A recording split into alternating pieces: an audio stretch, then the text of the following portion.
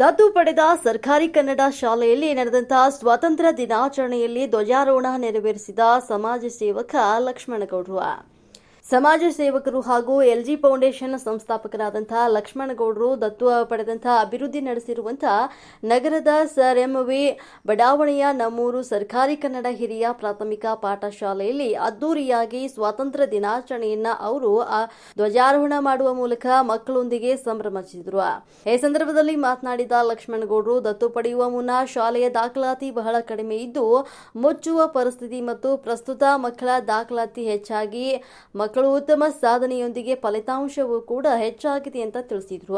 ಶಾಲೆಗೆ ಅಗತ್ಯವಿದ್ದು ಒಂದು ಯುಪಿಎಸ್ ಕೊಡಿಸುವುದರಲ್ಲದೆ ಕೊಠಡಿಗಳ ಸುಣ್ಣ ಬಣ್ಣ ಮಾಡಿಸಿ ಸುಂದರ ರೂಪ ಕೊಡಲಾಗಿದ್ದು ಪ್ರಸ್ತುತ ಪ್ರವಾಸಿ ತಾಣದಂತೆ ಕಂಗೊಳಿಸ್ತಾ ಇರುವುದು ಸಂತೋಷವನ್ನ ತಂದಿದೆ ಎಂದರು. ಈ ಸಂದರ್ಭದಲ್ಲಿ ಮಕ್ಕಳಿಂದ ಸಾಂಸ್ಕೃತಿಕ ಕಾರ್ಯಕ್ರಮಗಳು ನಡೆದು ಕಾರ್ಯಕ್ರಮದಲ್ಲಿ ಶಾಲೆಯ ಮುಖ್ಯ ಉಪಾಧ್ಯಾಯರು ಸೇರಿದಂತೆ ಶಿಕ್ಷಕರು ಮತ್ತು ಸಿಬ್ಬಂದಿಯವರು ಹಾಜರಿದ್ದರು.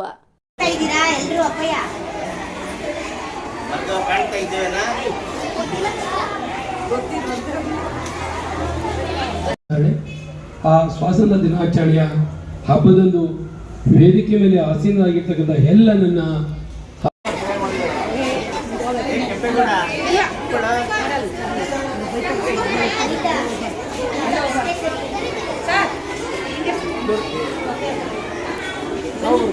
ಅನಿತಾ